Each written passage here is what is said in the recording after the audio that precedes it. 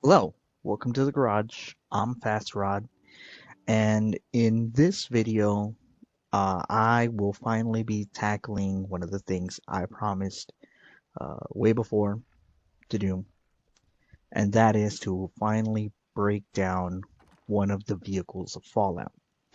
Um, to kind of put this stuff ahead, there are going to be a couple of things I gotta mention, and some of them are going to be a little more important than others. One of them is going to be uh, kind of giving out my sources for a lot of the information that I've been able to gather. They are most of my sources, not all of them, but most of them. And starting off with Steve Magnante's YouTube channel. Steve Magnante is, uh, in all honesty, my personal automotive sensei, even though I have never met the man. Never met him. But yes, he is my online sensei because he has taught me so much about old vehicles, old hot rods, muscle cars, all that kind of stuff. He had some shows on Motor Trend. Uh, on P, unfortunately, those shows got canceled, and he has now moved on over to YouTube and started his YouTube channel a couple of years ago and has been trucking ever since. Um, I highly encourage you to check it out. Unfortunately, right now he hasn't been uploading due to some health conditions and some personal circumstances that he's been going through. But either way, check out the backlog. You're not going to regret it. I've learned a lot, and I'm more than certain anyone else will. Another source that I've been using has been Jay Leno's Garage. I'm sure many know who Jay Leno is. He used to host a late night TV show. Um, Left that behind him and started a YouTube channel where he talks about his other passion being really his cars and showing off his own private collection, showing off, borrowed vehicles from friends and people he knows. So, check that out as well. Rad King. Rad King has been one of my inspirations for this whole channel and everything.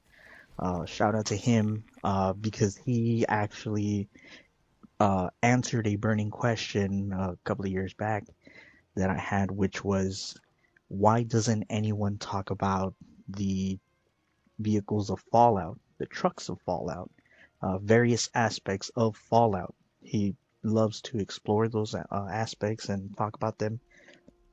So definite shout out to him. Um, well, like I said, he's almost been an inspiration for this whole channel because seeing the amount of interest that his videos have had definitely has encouraged me to make my own videos that are far more vehicle and car related centric, you know. So, another one is going to be uh, the folks at Cap Rock Fab Shop. It's a small YouTube channel, only a couple of videos, but the the small snippet videos that they have on there have been very helpful as well. Um, Rare classic cars and automotive history. Um, yes, thank you. Uh, he definitely helped me out with some of the interior detail stuff. That I wanted to know about some of the classic cars that I'm going to be talking about here. Um, One of them in particular, uh, Dead Dodge, Dead Dodge Garage, if I'm not mistaken. Yes, Dead Dodge Garage. Yes, he also shared a bit of information as well, and definitely helped me visually see some of the things that I couldn't quite clearly see. Um, so thank you to all those. You know, uh, Thank you, credit to them for helping me out. But um, with that out of the way, I will be talking about one vehicle in particular. The vehicle that I'm going to be talking about here is going to be what is known in the community as the uh, Corvega slash Chryslus Atomic V8. Obviously, as you can see from the image, that's the vehicle I'm talking about. Um, and actually, one last thing before we really get into it, and that is going to be the actual breakdowns, how I'm going to go about the actual breakdowns of that.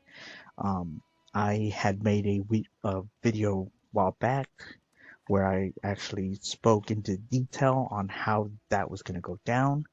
I have noticed that that doesn't really have as much attention as it should, or as much as attention I would like for it to have. But the different categories that I revisingly created specifically to address the cars of Fallout are Fallout powertrains, Fallout drivetrains and drivelines, electrical and electronic systems, heating and air conditioning, really should be heating, ventilating, and air conditioning, uh, pretty reflective of our real world, you know, cars. And lastly, Fallout vehicle ride designs, or vehicles and ride designs. Those are the categories that I created, um, hoping that I would be able to go down that list in the order that I just listed them. Unfortunately, one thing that I realized during this whole process was that they seem to actually go from the most speculative to the least. What I mean by that is basically the most guessing to the least amount of guessing. And honestly, I would really rather go in the opposite direction of that. I'd like to go from the least amount of guessing to the most. Um, I obviously did not think that way at first, but once again, after giving it some thought and after really doing some research and actually getting in game and really looking at the models and textures, I realized and I came to that conclusion that that's how that is. So with that in mind, I'm going to be going in reverse order. So basically from the least amount of guessing and the most, concrete evidence and the most, you know, proof from in-game assets to the least, to the more, guessing part and, kind of taking some assumptions and stuff like that. So, with all of that out of the way, like I said, this will be my breakdown on the Corvega slash Chrysler Atomic V8 sedan. Now, to start, um, actually, one last thing. Since I will be starting on that list, this video in particular is going to be the Fallout vehicles or vehicle and ride designs. So the topics that we will be covering in this video are going to be the chassis and frame design and repair. It will be interior design, suspension and steering, and lastly, brakes. Once again, I go over this in the video where I create um, these sections and subsections to kind of break down the cars and how they work and how we're going to be looking at them. I, obviously talk about that in its dedicated video. Go ahead and check it out. But, that is what we will be covering in this video. So, with all that said, now let's actually get into it. And one of the first things that I'm going to be addressing and talking about is the name, Atomic V8. Um, in the community, and apparently I believe in the game files, it is known as Atomic V8.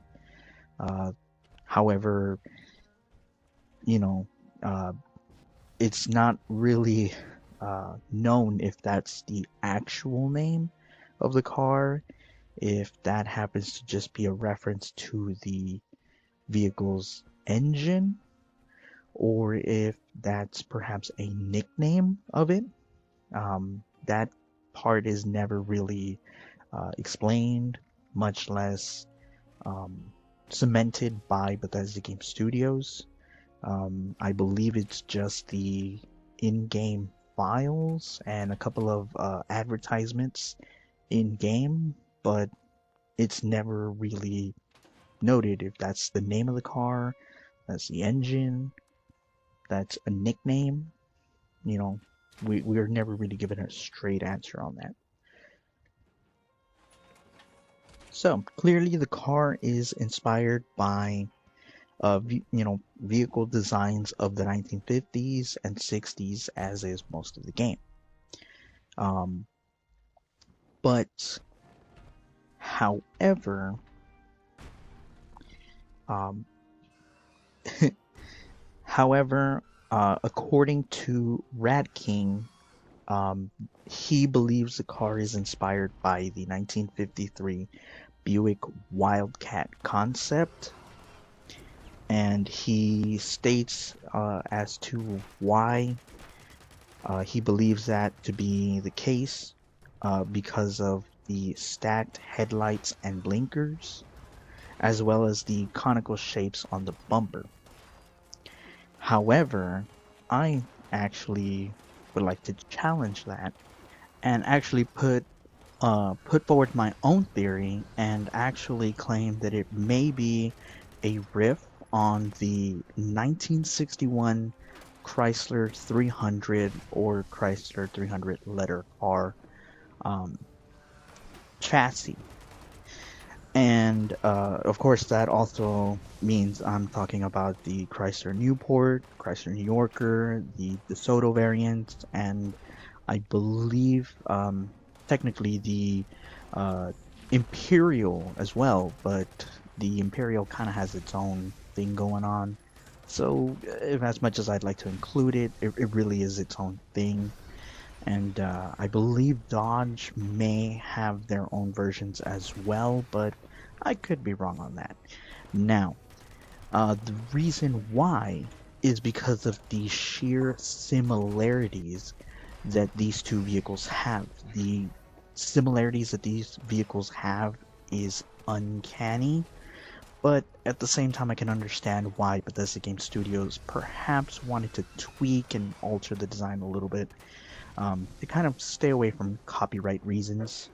Um, Now, as you can see through the images, I would dare say that perhaps what Bethesda Game Studios, or at least their designers, did is that they took the front end and actually flipped the grill upside down from at least the way that Chrysler back in, the early 60s. Actually, in all honesty, it was actually a design by Virgil Exner, a gentleman I talked about here in this channel before, who was a very big inspiration as of the mid 50s to the early 1960s. Of course, kind of in the 1960s, his designs being a little more goofy and a little more cartoonish, and people, more so, not accepting, but actually kind of laughing at the designs. But even so, in the end, I think it's actually based on that vehicle rather than, as Brad King put it, the 1953 Buick Wildcat concept. And that is because of some words that Jay Leno in his video actually very so on the nose points out. and he in his own video calls the car Jetson inspired. Jetson is actually a cartoon series that depicted the far-flung future, where vehicles were flying. You had hover vehicles, you had robots, taking care of household chores, and very futuristic technology. Very much a look of people of around the time period and around the culture period in which Fallout is set, the way they imagine the future to be, and very much Fallout takes inspiration from those kinds of concepts and kind of ideas. And another word he used to describe the car was atomic age. He said it was a very Jetson futuristic car and very atomic look. And just by those words, I very much believe, at least, you know, even if I'm alone on this, I believe that, the designers for, concepts and creations of Fallout 4, and perhaps even in Fall all the way, back to Fallout 3, um, may have taken inspiration from that. Now, to give you some more facts and more information about this vehicle, the car has a wheelbase of 126 inches or 320 centimeters for, everyone else. Um, and the overall length of the car is 229 inches or, 584 centimeters. The weight of that, these are old steel cars made of, once again, steel, primarily, steel, stamped steel. I mean, these were the early days of manufacturing, or not necessarily the early days, but at least of modern manufacturing with, modern materials, aluminums, plastics. So very much a lot of components were made out of either steel or wood, or were shaped by hand. Not to mention that, some things were, a lot of repairs back then were actually filled in with lead.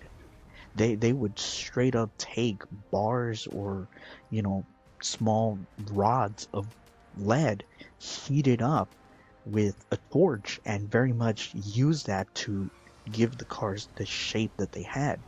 Um, Obviously, you have your clay molds and stuff like that, in the designing phase. But when it came to practicality, it was a lot of lead.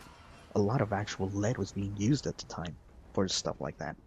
So, with that said, the weight of the actual car, at least according to Jay Leno and to the gentleman he was talking to in that video, is of around 4,200 pounds, or around 1,905 kilograms. That's quite a bit of weight. So to lug around that much weight, the car needed to have some serious power. And, at least from what he said and from what I've seen of other people, the engines that Chrysler back in those days put into the car, yeah, it had it. They made sure that the car could, pull around its own weight. And ironically to that, the car was actually given a nickname. It was called the Banker's Hot Rod. Um, and one of the things that they explained, and certainly you can understand, is that the reason why it was called that way was because bankers were the ones who could really afford those kinds of cars. That's one of the things that they also point out, that not too many of them sold, um, precisely because you needed to be pretty well off in order to afford one of those cars. They were not inexpensive cars. They cost you the pretty pennies back then. Um, but setting that stuff aside, um, going into more technical aspects of the car, um, and actually to give you a little bit of relay a little bit of info that he gave. The car apparently is 100 pounds lighter, or 45 kilograms lighter, than a modern Challenger Hellcat. That's pretty interesting. when you actually, just to kind of give everyone a perspective, that's fairly interesting. But setting that aside, like I said, going back a little more to the, to kind of the brochure-ish type of specs, the car could be had with air conditioning because, yes, by this point in time, we did have technology for air conditioning. It was pretty rough, you know, rather early, but, you know, it was a bit rough. It wasn't quite as well set as the modern stuff, but, I'll get more into that, um, in its dedicated video. Um, Coming back, um, it could also be had with a manual transmission. Um, it got a bit of a bad rap because of some very technical things about that manual transmission, but it could be had with a manual transmission. It could be had automatic as well, but hey, um, going into the design aspects of this car. By the way, I'm talking about the Chrysler letter car, mind you. Um, One thing that he points out is that the windshield was almost panoramic. It almost wrapped around towards the sides, and because of that, had a thin A pillar. Once again, to kind of break that down, cars have, depending on the body style you get, but at least for most modern vehicles, there are three pillars. There's the A pillar, which is going to be right after the windshield or right next to the windshield. And once again, your mileage will vary depending on the car, depending on the windshield as well. Um, a middle one that's usually referred to as a B pillar.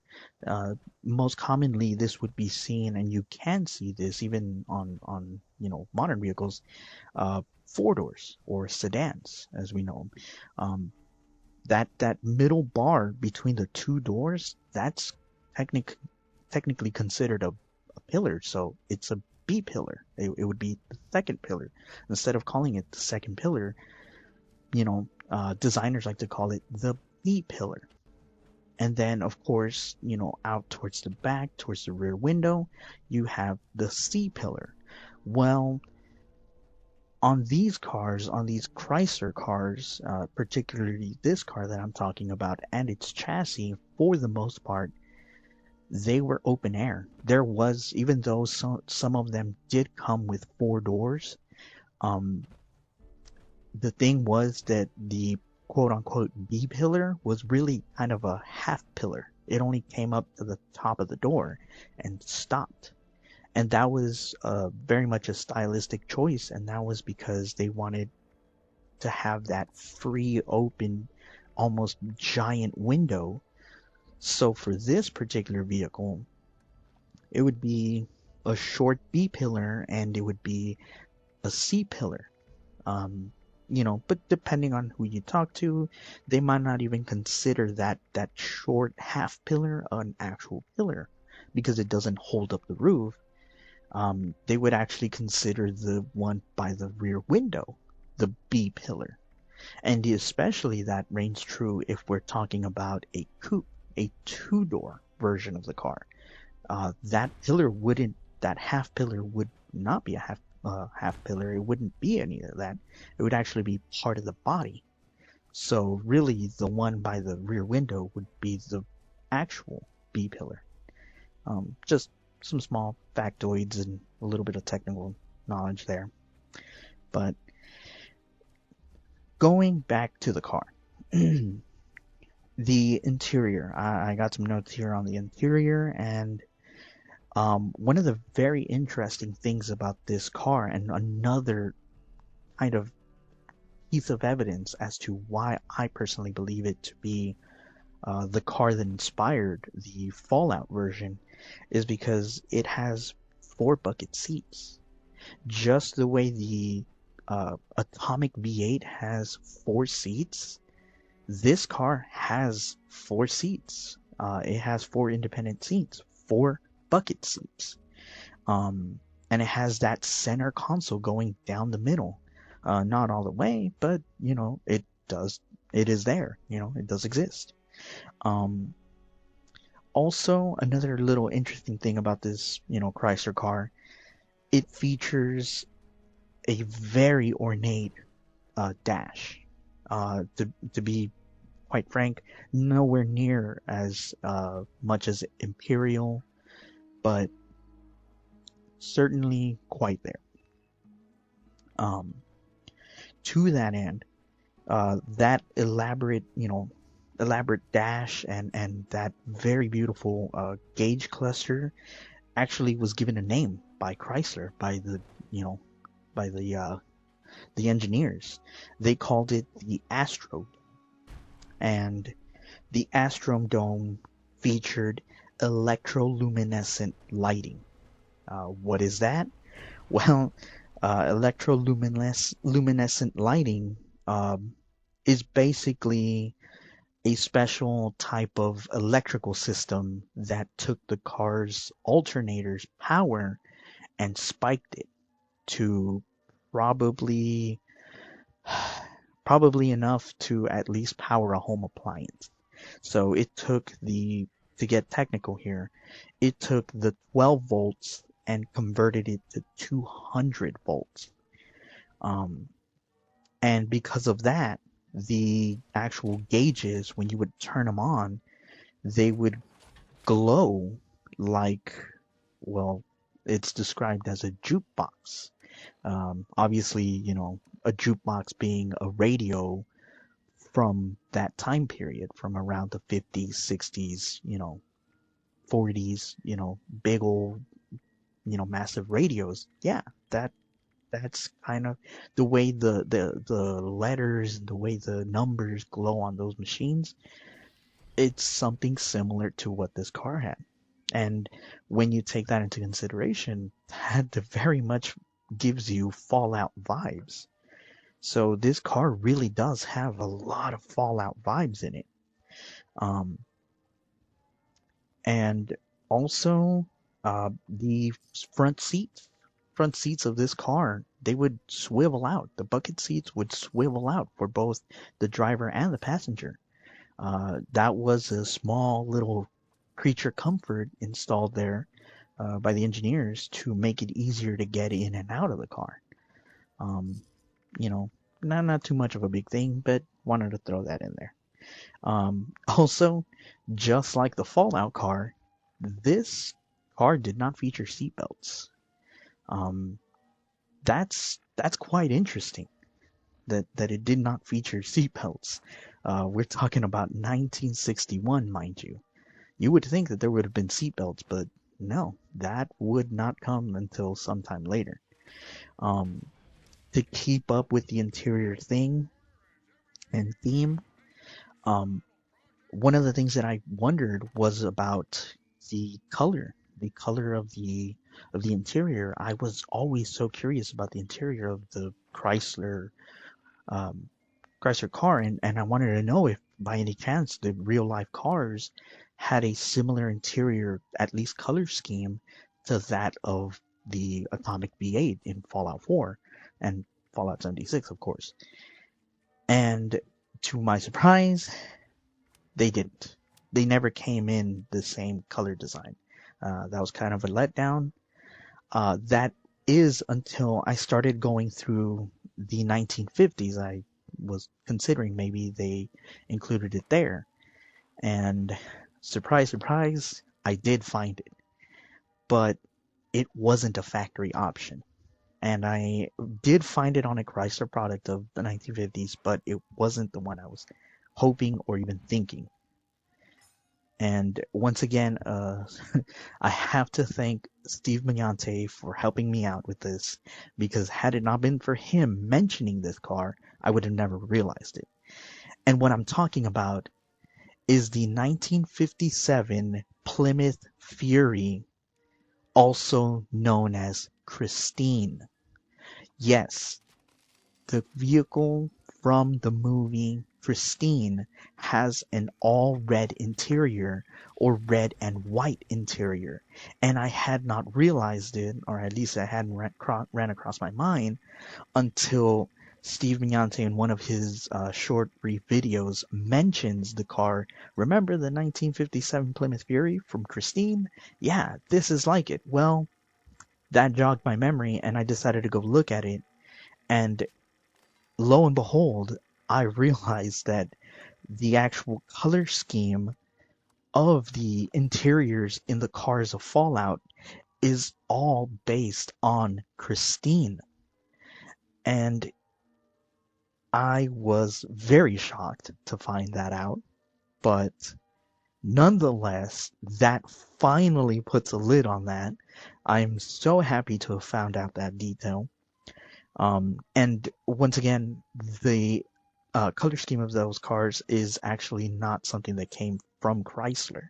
That was actually something that the movie production decided to put, and I believe in the actual novel that the movie is based off of, I believe Stephen King himself actually put that in there as kind of a, little wink wink, nod nod that maybe there's something up with this car.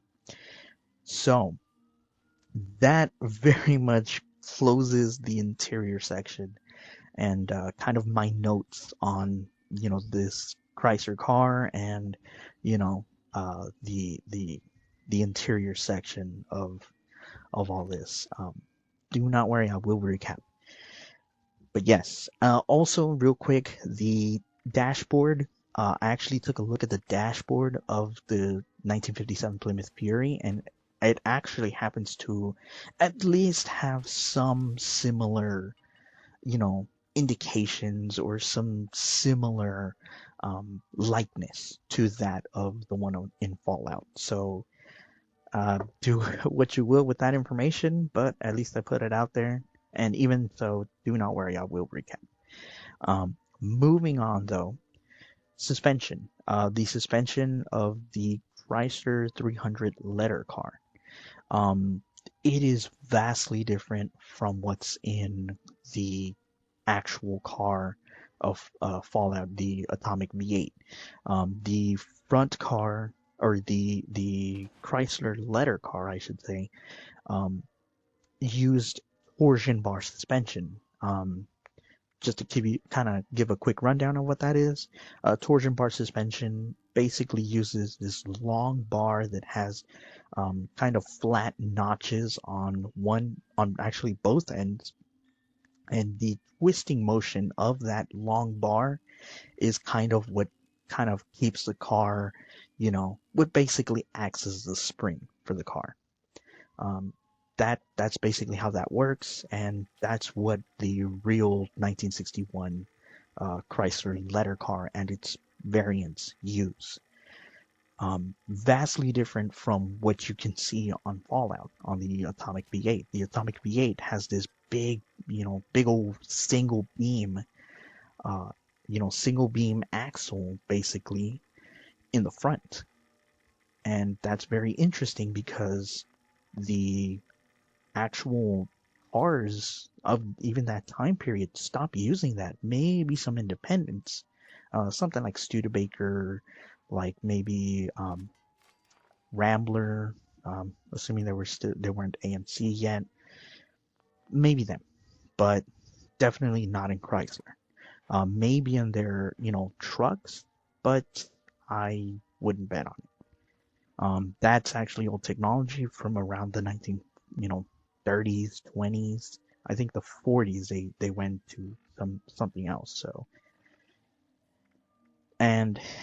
So with that point across, the rear suspension. The rear suspension on this Chrysler letter car, it's leaf springs. It's not solid the way it seems to be in Fallout. And even to that, thank you to Fallout 76, we actually have a little bit more context, and we can actually say that we may have an idea of what kind of suspension system the Chryslus Atomic V8 has. And that is because of some images, or actually a couple of police version models that exist in Fallout 76 in Appalachia.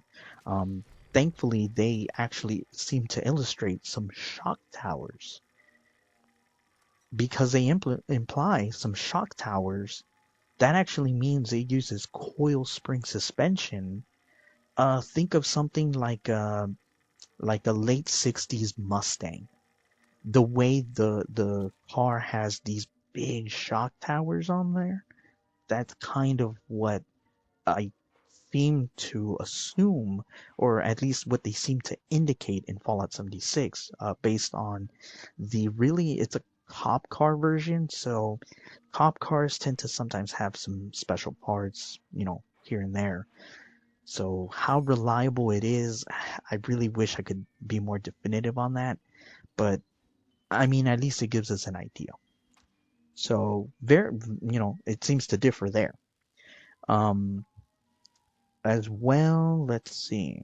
Ah, okay, and also the Chrysler, the real life Chrysler letter car, that actually came with 15-inch wheels. I'm not sure what the measurement on the Fallout version is, but the actual, real life Chrysler car came with 15-inch wheels.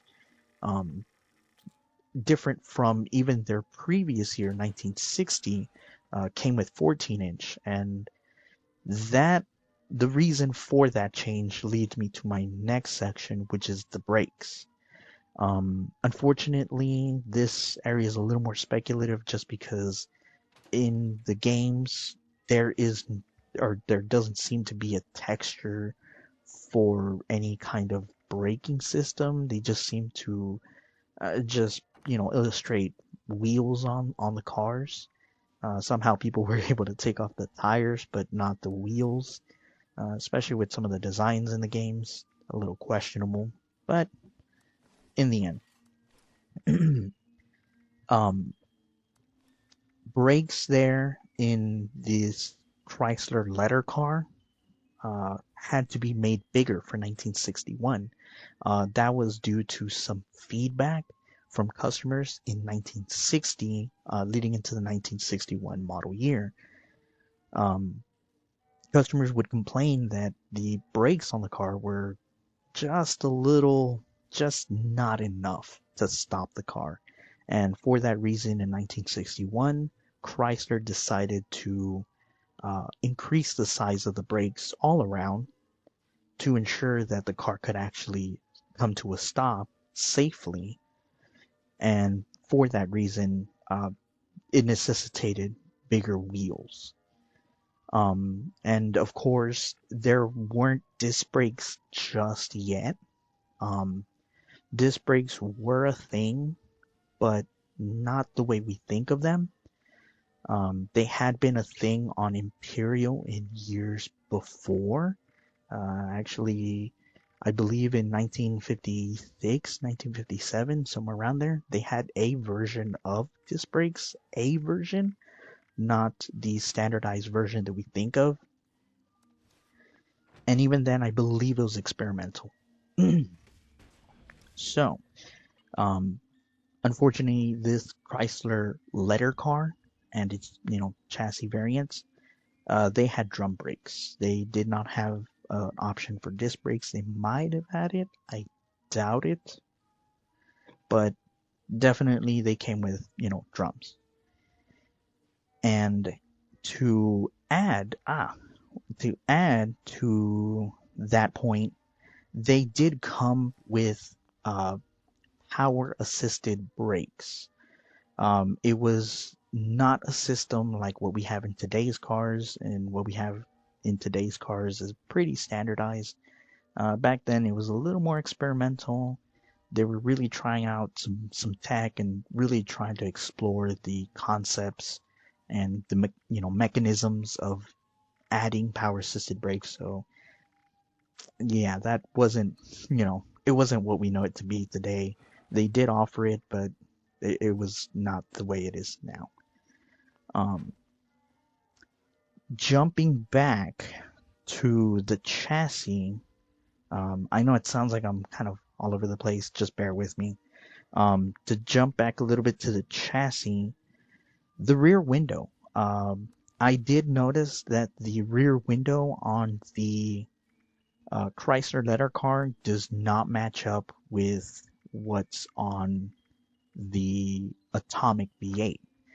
And I had been curious about what could have possibly inspired that, especially when you have that that almost segmented window. It seems to be a wraparound, but it seems to have internal structure that's almost like a set of blinds. I I I had been curious about that, but when I kind of zoomed in a bit, it it looked familiar and it didn't at the same time. And because of that, I had an immediate thought once I really, started looking at it, and I recalled the 1950 Studebaker Champion. The Studebaker Champion, it was pretty well known, or may still be a bit known, uh, because of its rear window. The rear window was designed in such a shape that it actually looks like the front of the vehicle instead of the back. The shape of it, the curve, and even the way the trunk line kind of swoops down, um, it actually doesn't look like the trunk of a car, but actually the hood of a car. And that once I kind of had that thought in my mind and looked at the Atomic V8, I realized they may have taken some inspiration, especially noting the fact that one of the other cars that I'll be talking way down the road uh, pretty much straight up rips the front end of this particular car of the champion of the Studebaker champion, and ironically, it seems that the front end of the Studebaker champion is kind of a 1 year thing. So they definitely needed to get a good look at this car. Um, so with all that said, reeling it back and really covering the Atomic V8 and my point and kind of the breakdown of it. So as I stated at the beginning, I at least would like to put forward the idea that perhaps this car was inspired by the 1961 Chrysler 300 letter car and, of course, the variants of it. Um, the fins that run along the sides towards the back of the car, um, and I am talking about the Atomic V8, seem to be inspired by the 1961 uh, Chrysler letter car, but they also seem to be inspired by the 1962. Um, And the reason for that being that the fins are kind of squared off. And if you actually look at a 1962, which you should be, because I should be showing it right now, um, that those two, it seems to be a blend. It seems to be a blend of those two fins. And even at that, one of them's not a fin, one of them's just a flat kind of fender going out back. Um, I mean, it seems to be a combination of both. The rear window, as I just said, is likely inspired by the Studebaker Champion 1950. That I kind of explained why that could be a thing. The suspension of the two cars is vastly different. To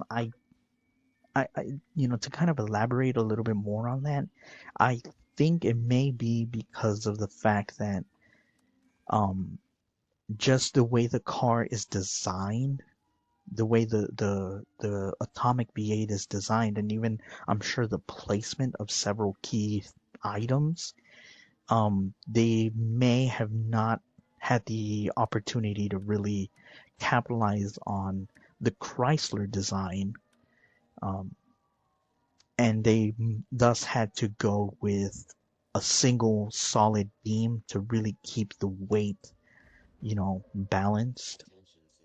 So perhaps that might explain why. Um, on top of one other key little thing about that is that if you actually look at vehicles from Fallout and Fallout 2, several of them and a good majority of the junk cars that you'll see, they seem to be uh, inspired, by cars of the 1930s and 40s. So it would really make sense if, the technology was also kind of brought back to some extent, and thus having the atomic V8 have a solid beam axle up front. Um, but moving on. The brakes, unfortunately, we do not know what the atomic V8 has for brakes. Unfortunately, since we can never drive one, that kind of puts the nail on that coffin, sadly. But, you know, setting that aside, we could assume that if some of that tech, on my previous point, if some of that tech from the 1930s and 40s was brought back, or if maybe manufacturing um, kind of forced their hand to fall back on proven technologies. Maybe, drums were just simpler and quicker to assemble and maybe, construct, or cheaper, when it comes to resources or, economical reasons. Maybe it was just a better option. So while we don't officially know what these cars have, we can at least speculate that perhaps they might have drum brakes just like the 1961. um, and of course, the interior, like I spoke at length, the interior, you know, the interior of the 1961 is four bucket seats and a center console, similar to that of the Atomic V8 that has four bucket seats and a center console. Um, and then, of course, the dash and really the color scheme of everything in the interior seems to be inspired by Christine, or maybe, it was inspired by. I couldn't tell you, you know. This is my own speculation, my own theories, so I can't tell you definitively, but once you actually kind of put them side to side, you really do begin to see it. Um, and then let's see. Um, and of course the gauge cluster, adding to the previous point, the gauge cluster between the, both cars, it really does lend even more evidence that perhaps it was inspired by the Christine movie car. Um, but that is pretty much my research. Um, like I said, I'm gonna go ahead and be, doing the breakdown of these cars in this particular order, and that is simply because I realized that if I tried doing it in reverse, I would be going into more theory and more speculation more than anything. I do appreciate the comments that actually was left by by one of the listeners that said that the engine actually does exist. Um, I am excited to learn more on that. Um, like I said, I need more time on that as well. That is also why I couldn't start there. Why I had to start here on the other end of that list. But it was a lot of research just to get to this point, especially when it came to looking for that interior. Uh, God, that trying to find that interior was quite the hassle. Um, but hopefully, I will be able to, be able to be able to move along. Um, Obviously, the next thing will probably be, let me check my notes here real quick, but I believe it's the air conditioning, if I'm not mistaken. Yes. heating and air conditioning. Hopefully that'll be a much shorter video. Hopefully it will not drag on the way this one has. Um, as always, thank you everyone for listening me ramble on. You know, um, I really do appreciate it. Um, yeah, it was a lot of work. So if I'm dragging on a little bit, I do apologize, but it really was quite a bit of work. Thank you all for watching. Thank you all for listening. Please leave a like, leave a comment if you want to challenge, any of my theories here. If you want to challenge any of my information, please leave a comment. I really do appreciate it. Um, Share this video.